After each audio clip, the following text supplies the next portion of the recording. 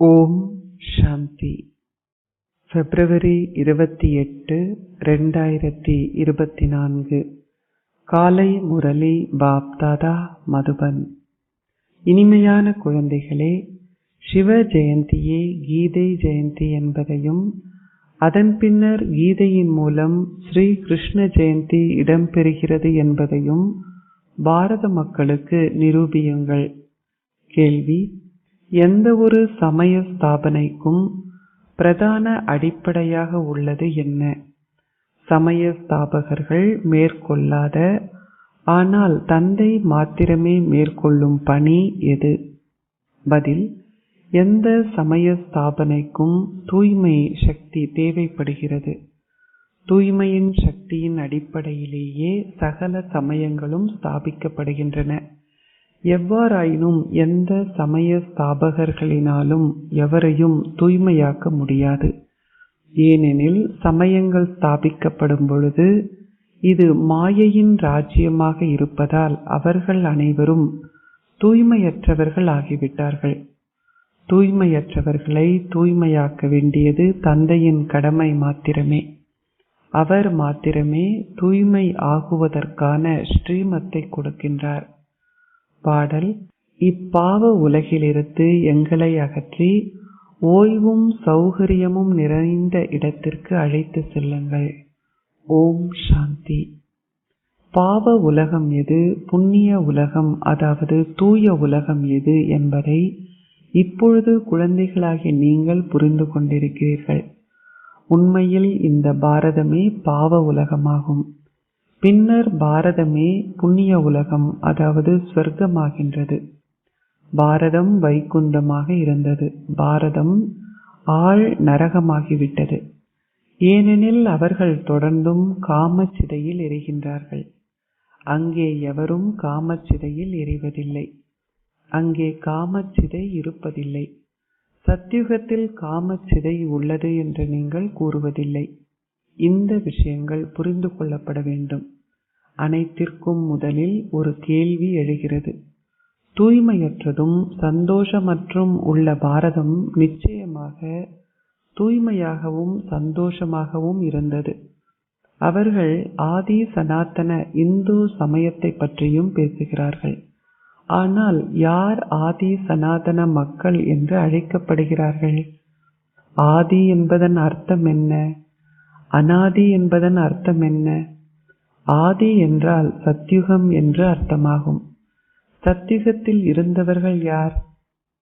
அப்பொழுது லக்ஷ்மியும் நாராயணரும் இருந்தார்கள் என்பதை அனைவரும் அறிந்துள்ளார்கள். நிச்சயமாக அவர்களும் எவரோ ஒருவரது குழந்தைகளாக இருந்திருக்க வேண்டும்.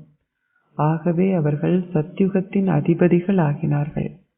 அவர்கள் சத்யுகத்தை ஸ்தாபித்த பரம்பிதா பரமாத்மாவின் குழந்தைகளாக இருந்தார்கள்.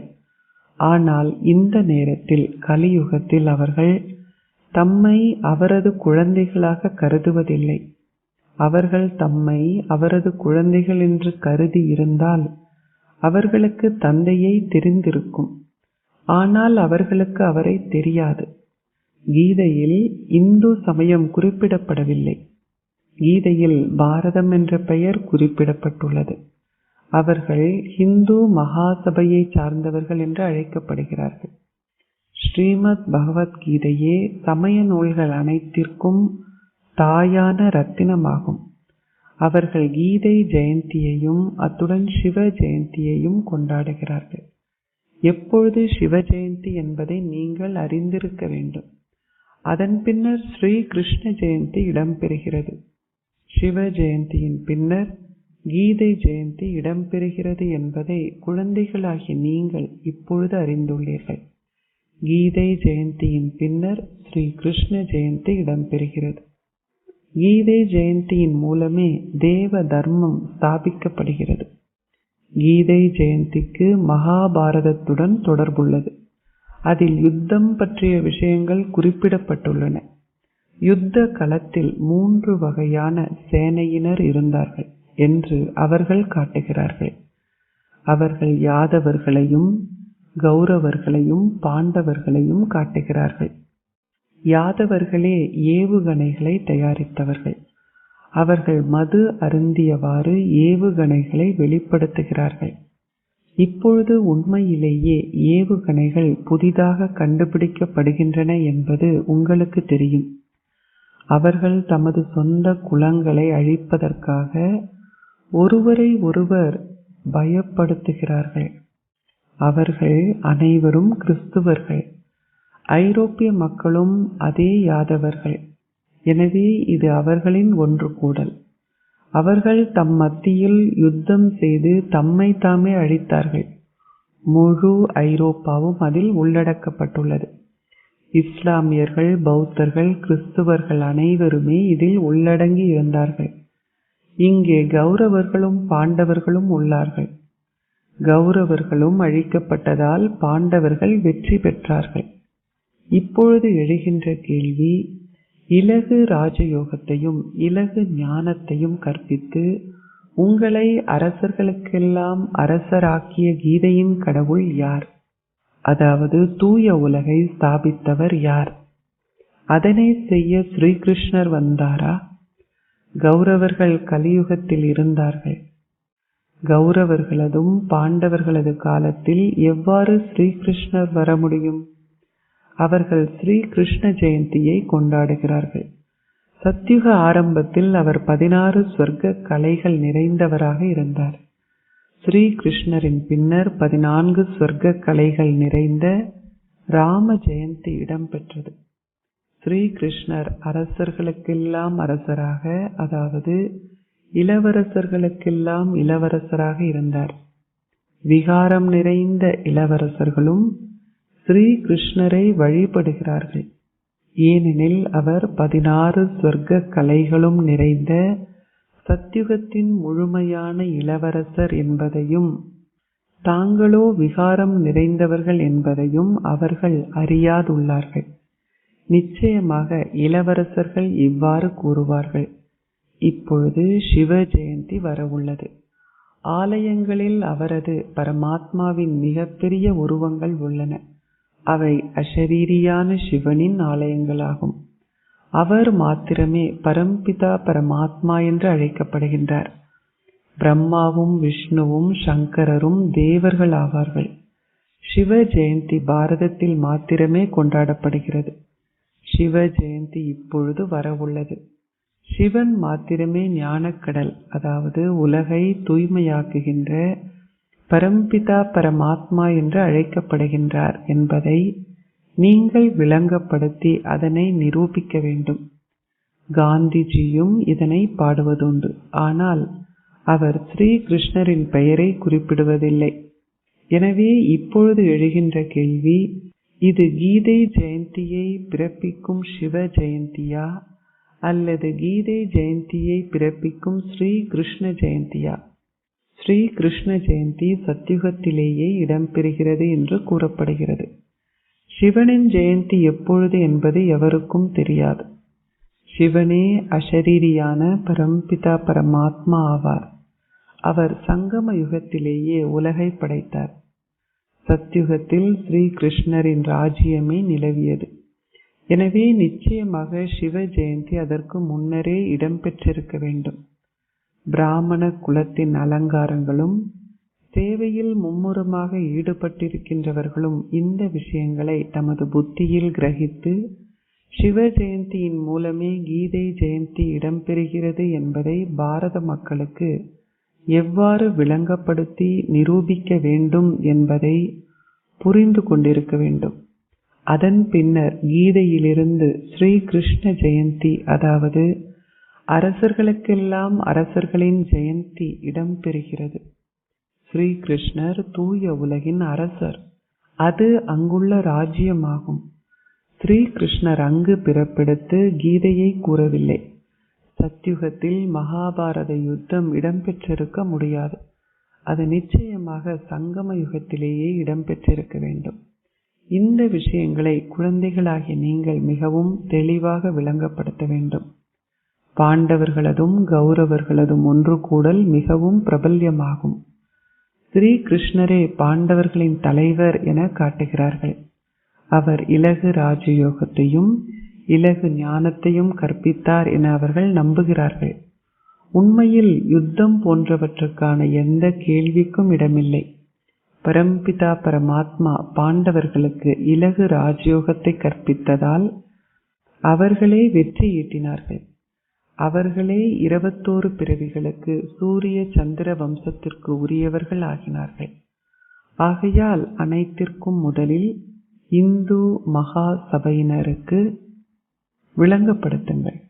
லோக்சபா, ராஜ்ய சபா, அதாவது வெவ்வேறான அரசியல் கட்சிகள் போன்ற வேறு பல குழுவினரும் உள்ளனர். இந்து சபையே பிரதானமானது. யாதவர்கள், கௌரவர்கள், பாண்டவர்கள் ஆகிய முவ்வகை சேனைகளும் நினைவு கூறப்பட்டுள்ளன. அவர்கள் சங்கம யுகத்திலேயே இருந்தார்கள். சத்திய யுகம் இப்பொழுது ஸ்தாபிக்கப்படுகிறது. ஸ்ரீ கிருஷ்ணரின் பிறப்பிற்கான ஆயத்தங்கள் இப்பொழுது இடம்பெறுகின்றன. கீதை நிச்சயமாக சங்கம யுகத்தில் பேசப்பட்டதால் சங்கம யுகத்தில் இப்பொழுது யாரை நீங்கள் காட்ட வேண்டும்?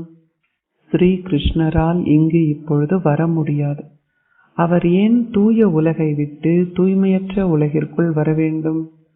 உண்மையில் இந்த நேரத்தில் ஸ்ரீ கிருஷ்ணர் இருப்பதில்லை. அவர் இப்பொழுது தனது 84வது பிறவியில் இருக்கின்றார் என்பது உங்களுக்கு தெரியும். ஸ்ரீ கிருஷ்ணர் எங்கும் இருக்கின்றார். அதாவது அவர் சர்வ வியாபி என அவர்கள் நினைக்கிறார்கள். அனைவரும் ஸ்ரீ கிருஷ்ணரே என்று கிருஷ்ண பக்தர்கள் கூறுகிறார்கள். அதாவது கிருஷ்ணர் அந்த வடிவங்களை எடுத்துள்ளார் என்று கூறுகிறார்கள். ராதையின் பாதையை சார்ந்தவர்கள் ராதையே அனைவரிலும் இருக்கின்றார், நானும் ராதை, நீங்களும் ராதை என கூறுகிறார்கள். பல கட்டளைகள் வெளிப்பட்டுள்ளன. சிலர் கடவுள் சர்வ வியாபி என கூறுகிறார்கள். சிலர் ஸ்ரீ கிருஷ்ணர் சர்வ வியாபி என்று கூறுகிறார்கள். சிலர் ராதை சர்வ வியாபி என்று கூறுகிறார்கள். இப்பொழுது தந்தை குழந்தைகளாகிய உங்களுக்கு விளங்கப்படுத்துகின்றார்.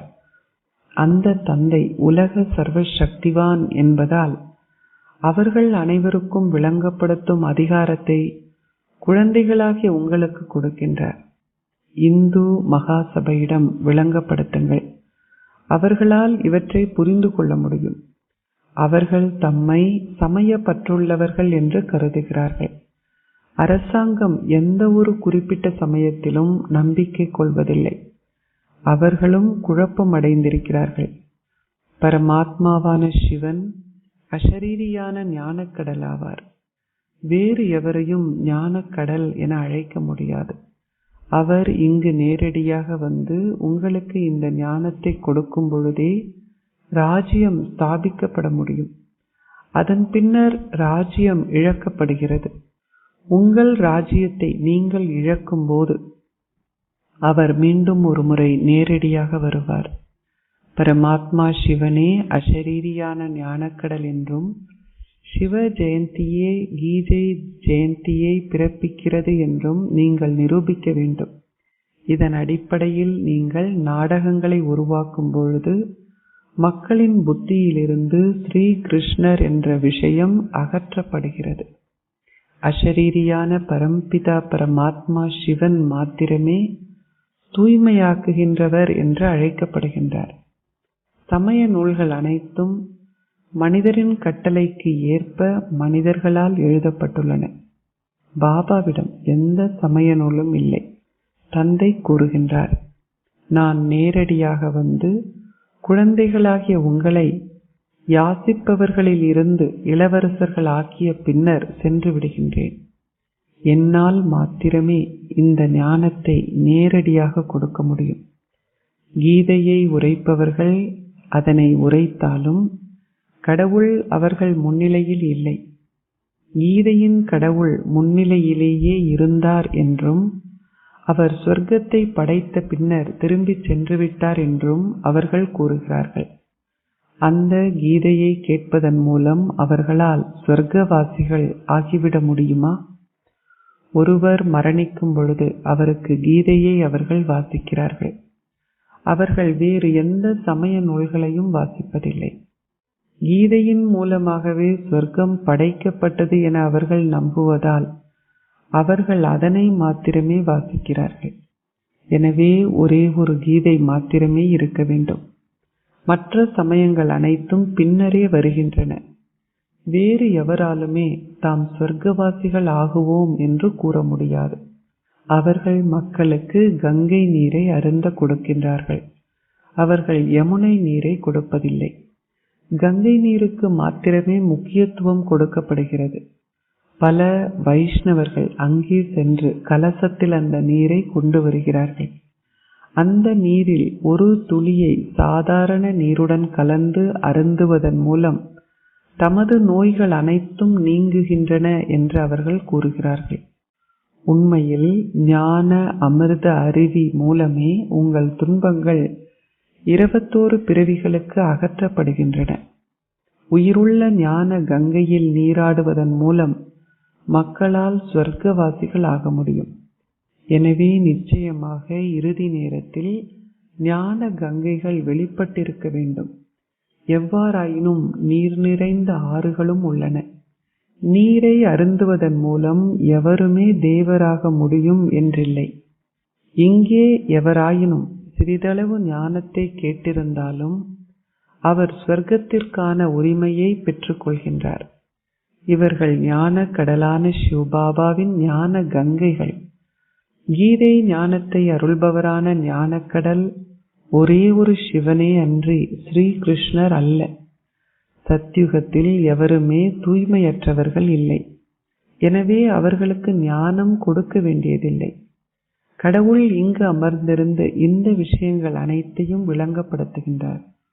ஓ அர்ஜுனா அல்லது ஓ சஞ்சய், அந்த பெயர்கள் பிரபல்யமாகி உள்ளன. அவர் எழுதுவதில் அதிகளவு திறமையானவர் என்பதால் கருவியாகினார். இப்பொழுது சிவ ஜெயந்தி வர இருப்பதால் நீங்கள் இதனை பெரிய எழுத்தில் எழுத வேண்டும். சிவன் அசரீரியானவர். அவர் பேரானந்தம் மிக்க ஞானக்கடல் என்று அழைக்கப்படுகின்றார். ஸ்ரீ கிருஷ்ணரை ஞானம் நிறைந்தவர் என்றோ பேரானந்தம் மிக்கவர் என்றோ அழைக்க முடியாது. பரமாத்மா சிவன் மாத்திரமே ஞானத்தை கொடுக்கின்றார். அவருக்கு மாத்திரமே கருணை உள்ளது. அவரது ஞானம் அவரது கருணையினால் ஆகும். ஒரு மாஸ்டருக்கு கருணை இருப்பதனாலேயே அவர் உங்களுக்கு கற்பிக்கின்றார். அதன் மூலம் நீங்கள் சட்ட நிபுணர்களாகவோ அல்லது பொறியியலாளர்களாகவோ ஆகின்றீர்கள். சத்யுகத்தில் பேரானந்தத்திற்கான அவசியம் இல்லை. எனவே அனைத்திற்கும் முதலில் அசரீரியான ஞானக்கடலின் சிவ ஜெயந்தியா கீதை ஜெயந்தியை உருவாக்குகிறது, அல்லது சத்யுக சரீர ஸ்ரீகிருஷ்ண ஜெயந்தியா கீதை ஜெயந்தியை உருவாக்குகிறது என்பதனை நீங்கள் நிரூபிக்க வேண்டும். குழந்தைகளாகிய நீங்கள் இதனை நிரூபிக்க வேண்டும். வருகின்ற தூதுவர்களில் எவரும் எவரையும் தூய்மையாக்குவதில்லை என்பதை நீங்கள் அறிவீர்கள். ஏனெனில் துவாபர யுகத்திலிருந்து மாயையின் ஆட்சியே நிலவுவதால் அனைவரும் தூய்மையற்றவர்கள் ஆகியுள்ளார்கள். மக்கள் விரக்தி அடையும் பொழுது அவர்கள் இங்கிருந்து செல்ல வேண்டும் என்று கூறுகிறார்கள். அதன் பின்னர் ஸ்தாபிக்கப்பட்ட சமயம் விரிவடைகிறது. சமயங்கள் தூய்மையின் சக்தியினால் ஸ்தாபிக்கப்படுகின்றன. அதன் பின்னர் அவை தூய்மையற்றவை ஆக வேண்டும். பிரதான 4 சமயங்கள் உள்ளன. அவற்றின் மூலமாக ஸ்தாபனை நிகழ்கிறது. கிளைகளும் சிறு கிளைகளும் தோன்றுகின்றன. சிவ ஜெயந்தியே கீதை ஜெயந்தியை உருவாக்குகிறது என்பது நிரூபிக்கப்படும் பொழுது மற்ற அனைத்து சமய நூல்களும் பயனற்றவை என்பது நிரூபிக்கப்படும். ஏனெனில் அவை மனிதர்களால் எழுதப்பட்டவை. உண்மையில் பாரதத்தின் சமய நூல் ஒரே ஒரு கீதையே ஆகும். அதி அன்பிற்கினிய தந்தை விளங்கப்படுத்தி அதனை உங்களுக்கு மிகவும் இலகுவாக்குகின்றார். அவரின் வழிகாட்டல்கள் அனைத்திலும் அதிமேன்மையானவை. அசரீரி ஞானக்கடலின் ஜெயந்தியா கீதை ஜெயந்தியை பிறப்பிக்கின்றது, அல்லது சத்யுகத்து ஷரீரதாரியின் ஸ்ரீ கிருஷ்ண ஜெயந்தியா கீதை ஜெயந்தியை பிறப்பிக்கின்றது என்பதனை நீங்கள் இப்பொழுது நிரூபிக்க வேண்டும். இதனை செய்வதற்கு நீங்கள் பெரிய மாநாட்டை கூட்ட வேண்டும். இது நிரூபிக்கப்படுமானால் பண்டிதர்கள் அனைவரும் உங்களிடம் வந்து இந்த இலக்கை பெற்றுக்கொள்வார்கள். சிவ ஜெயந்திக்கு நீங்கள் ஏதாவது செய்ய வேண்டும். இந்து மகாசபையை சார்ந்தவர்களுக்கு விளங்கப்படுத்துங்கள். அவர்களுடையது மிகப்பெரிய நிறுவனமாகும். சத்யுகத்தில் ஆதி சனாதன தேவி தேவையரின் தர்மம் இருந்தது. வேறு எந்த சபைகளும் கூட்டத்தினரும் அங்கு இருப்பதில்லை. சங்கம யுகத்திலேயே சபைகள் உள்ளன. ஆதி சனாதன சபை உண்மையில் பிராமணர்கள் அல்லது பாண்டவர்களே என்பதனை நீங்கள் முதலில் நிரூபிக்க வேண்டும். பாண்டவர்கள் வெற்றி ஈட்டிய பின்னர் சொர்க்கவாசிகள் ஆகினார்கள். ஆதி சனாதன தேவ தேவியர் சபா தர்மம் இப்பொழுது உள்ளது என எவராலும் கூற முடியாது. அதனை தேவர்களின் சபை என்று நீங்கள் கூற மாட்டீர்கள். அவர்களுக்கு ஓர் ராஜ்யம் உள்ளது. அந்த சபைகள் கல்பத்தின் சங்கம யுகத்தில் இருந்தன. அவற்றில் ஒன்று பாண்டவ சபை. அது பிராமணர்களின் ஆதி சனாதன சபை என்றும் அழைக்கப்படுகிறது. எவருக்கும் இது தெரியாது.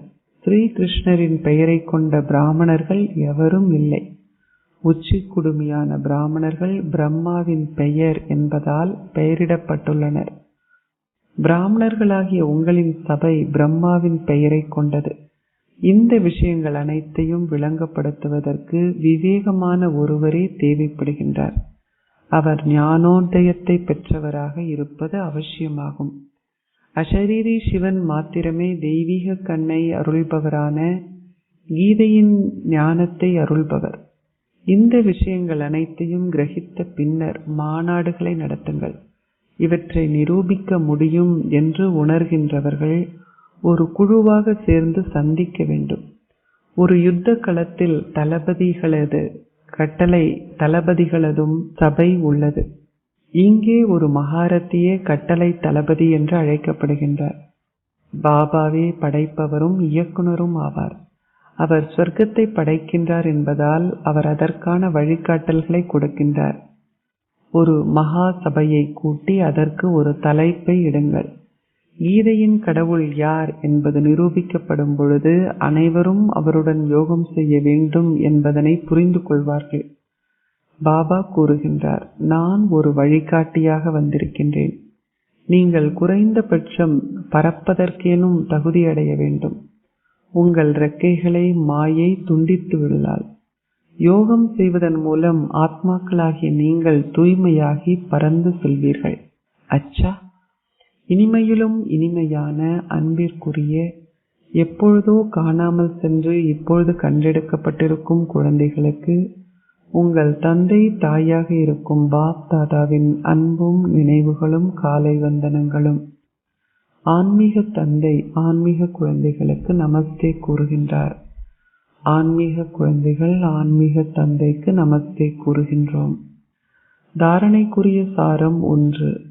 ஞான அமிர்தத்தினால் அனைவரையும் நோயிலிருந்து விடுவித்து அவர்களை சொர்க்கவாசிகள் ஆக்குகின்ற சேவையை செய்யுங்கள். மனிதர்கள் தேவர்கள் ஆக்கப்பட வேண்டும். தந்தையை போன்று மாஸ்டர் கருணை நிறைந்தவர் ஆகுங்கள். 2. ஞான விழிப்புணர்வினால் விவேகியாகி சிவ ஜெயந்தியின் பொழுது சிவ ஜெயந்தியே கீதை ஜெயந்தி என்பதை, அதாவது கீதையின் ஞானத்தின் மூலமே ஸ்ரீ கிருஷ்ணர் பிறக்கின்றார் என்பதை நிரூபியுங்கள். ஆசீர்வாதம்.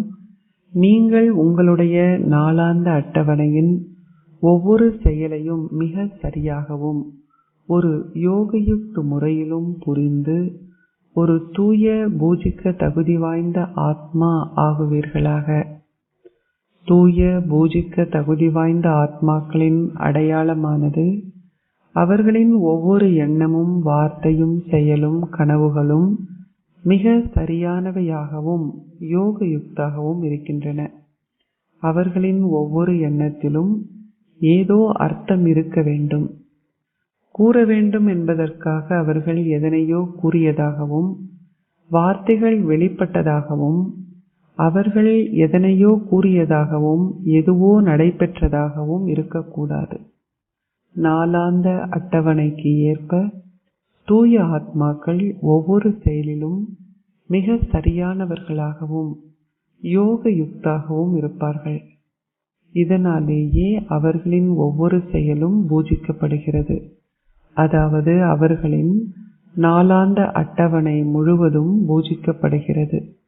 அவர்கள் விழித்தெழுந்தது முதல் உறங்கச் செல்லும் வரையான அவர்களின் செயல்களின் வகைகள் அனைத்தையும் மக்கள் பார்க்கின்றார்கள். ஸ்லோகம்: சூரிய வம்சத்தில் ஒருவர் ஆகுவதற்கு சதா வெற்றியாளராக இருந்து உங்கள் ஸ்திதியை நிலையானதாகவும் ஸ்திரமானதாகவும் ஆக்குங்கள். ஓம் சாந்தி.